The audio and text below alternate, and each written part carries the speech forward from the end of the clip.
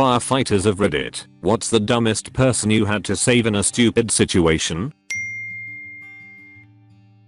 I was a Navy corpsman, so this one is probably a bit of a reach, but whatevs. Marine comes to sick call with a seriously beaten up tick. Like lacerations, bruising. Thing was really fed up. Asked him what he did, and he insisted that what happened was that he had a surprise boner and it hit his zipped up pants zipper and basically went all garbage disposal on his junk. Dude would not drop this narrative, no matter how many times we told him that this just doesn't happen. Finally, Doc, the actual MD, comes in and tells him enough of this yada yada, write him up for malingering. Need the full story. Dude jammed his wiener into the back of a computer tower. According to him, there was an opening back there, probably because old PC towers in the Navy routinely had swapped out, and they didn't always cover openings when things were removed. So, because he was a ref king donkey, he stuck his finger in it and felt a light tingling sensation as his skin made contact with something electrical. So he took the next logical step and whipped out his dick and shoved it into the back of this computer. What he did not account for was that the opening had sharp metal edges. But once inside, he got that tingling feeling, and so he felt like he might as well finish the job before he pulled out. Plus, and this is where I had to stop myself from laughing, he felt it was smarter to pull himself out flaccid rather than hard. This was not a young man. This was not a man without rank.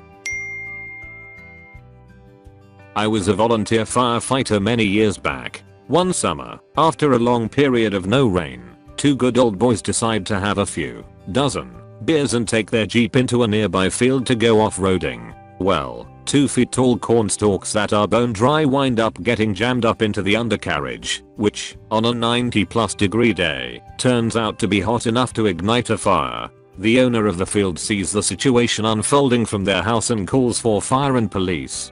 Given the proximity to my location, I go directly to the scene after hearing the page go out and see these two assholes trying to drive the jeep faster and faster to put the fire out. Eventually, the engine gives out, but they won't leave the car. I physically had to reach in, burning my arms in the process, since I didn't respond to the station first to get my turnout gear and pull them out. Somehow, they decided that remaining in the car would slow down the flames. And because they thought it was a good idea to continue driving a burning vehicle around a dry field, we now have a significant brush fire and have to call mutual aid from another county to help douse the fire. State police get involved. I have a nice trip to the hospital, and assholes lose their jeep and the remainder of their booze. Years ago we had this call straight out of Caddyshack.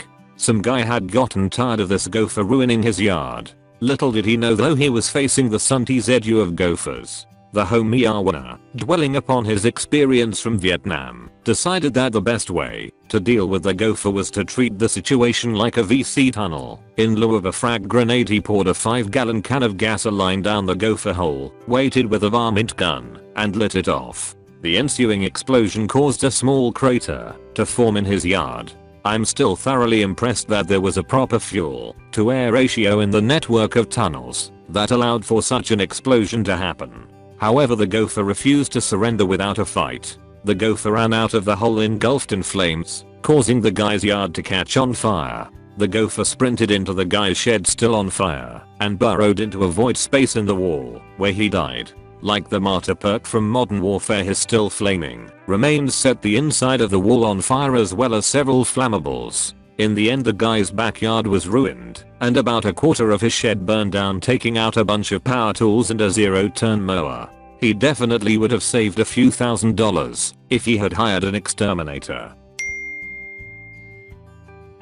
Two I can recall, one specific. The specific one was a young girl around teenage years who decided those toddler swings with the seat you stick their legs through like a little basket so they can't fall out was made for a teenage girl. She got stuck and lost blood flow to her legs. We had to cut her down and get her to a hospital to have it safely removed due to it basically becoming a tourniquet on both her legs. The other is general, but it's people who didn't wear a seatbelt and the people they killed as a result. You have less control of a vehicle when you're not being held in place, So those wrecks are more common as the first sign of trouble. Your B moves in the seat and reduces your ability to control the vehicle. You also become a projectile. If you're lucky, you only heal yourself. If you're not, you wind up bouncing around and hitting a passenger. Also the leading cause of partial ejections and re-entry to vehicles, since nothing was holding them to the seats. So many times I could have just been there cutting someone out of a seat and them being barely beat up, but instead they had been scalped and died or hit their kid or spouse or other family member or friend and killed them. One in particular I remember was a large man not wearing a seatbelt in an overturned truck. He woke up while we were working on him cutting the passenger side up to get down to him, as the vehicle was on its side, driver side down. He kept asking us how his son was. At first we didn't get it. Then we realized he was laying on his 15 to 16-year-old son, and due to the man's size we didn't see him. The son was wearing a seatbelt, but he died because his father smashed into him and smothered him to death while we worked, rather than just wear a seatbelt extender so his seatbelt fit. Also, don't lie to us about if you wore it. Your seatbelt won't fire the pretensioners if they are not engaged in the slot. They are designed that way. There is a circuit that is completed by the best being clicked in place, which is also how your car knows your passengers are wearing a seatbelt or not and sets off that obnoxious alarm. There is also a sensor in the passenger front seat of most modern vehicles to detect the weight of a small person, which is why your sodas or pizzas, it whatever, set off the alarm. Just wear the damn seatbelt and don't lie. If you were wearing it, I won't be able to pull tons of slack on it when I arrive. Guess what goes in the report as the determining factor your insurance sees as to if you should have your medical covered as a result of an accident? Yup. I don't know what they do with their information, but I have to write it in the report.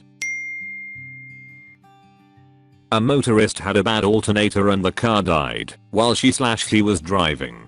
The electric lock control stopped working. We were dispatched for a person trapped in a motor vehicle. On arrival, the advice was given to manually lift the lock knob. You can easily tell the ones who will not survive the first 24 hours of the zombie apocalypse. I'm not a firefighter, but I used to do a lot of disaster response work. Hurricane Flood Yard, Eastern NC. Had a farmer with a large family that refused to evacuate his house. Stubborn bastard. River had broke loose. Floodwaters were coming up fast, and the police had given up on changing his mind. I drove my truck right up into his yard, rolled down the window, and asked him to dress his kids in something orange or bright yellow. He asked me why, and I said, so body recovery will be able to distinguish them from all the dead pigs floating around. He told me to f off, but 5 minutes later he had the whole family in the vehicle, and they got the hell out. I remember asking a firefighter about this once, and he said a guy who was f-king a woman. Her husband came home, so he jumped out the second story window buck naked and impaled himself through the upper leg on a fence paling. It was one of those flirty-less ones, so it f***ed up his leg pretty badly. They had to cut the paling out of the fence and load him into an ambulance. Austin, TX, Heb, circa 1990. A little girl needs to use the toilet. She locks the door, manages to get onto the toilet and use it all by herself. She's a big girl after all. But the toilet is tall and getting down is scary. Better wait for mom to come help. Except she can't get in because the little idiot locked the door and is too scared of the 5 inches from her feet to the floor, and so just sits there crying while sitting on the toilet. The firemen break down the door and the little girl is saved. God damn, I was a stupid kid. Not me, but dad was a firefighter in New York City and once responded to a call at a Chinese food restaurant where the owner's walkway was iced over. He apparently didn't speak very good English and maybe misunderstood the job of a fireman. Genuinely don't know. They salted down his front walkway for him and explained that this was 100% not their job. They all had a good laugh and the guy gave them all free egg rolls. People always used to ask him questions about crazy calls and he never enjoyed talking about that, so he would always tell that story. Happened in '99, still makes me laugh to this day 20 years later.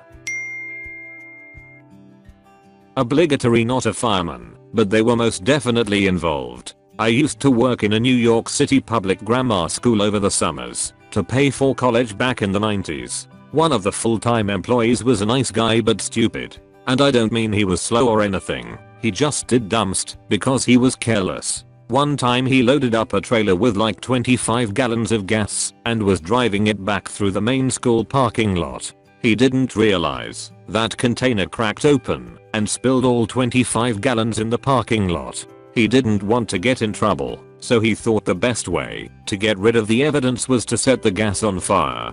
He didn't realize that burning gas gives off a lot of black smoke, and a gigantic cloud of black smoke coming from a school generally attracts a lot of attention from first responders. Panicking, he tries to put the flaming lake of gas out by driving over it with his car. The fire department gets there, screaming at him to stop driving his car through flaming gasoline. They finally get the fire out and just screamed at this guy for like 25 minutes. It was the funniest thing I've ever seen. We needed to close the main connection through a forest over the winter because the trees were falling faster on the road than we could remove them due to way too much snow falling. Also the redirection was more than an hour longer due to the snow. Some cars thought that they would come through but turned around as soon as they saw the trees on the road. One semi also thought he'd get through. He drove up to the trees and called the fire brigade and complained why we didn't remove the trees, as he was calling a bunch of trees behind him also fell locking him in. It stood there 1 month before the trees and the snow could get removed by us, that at least the semi can back out. We needed another month until the road was free again. Thank you for watching. If you enjoyed the video, hit like. If you would like to see more, feel free to subscribe.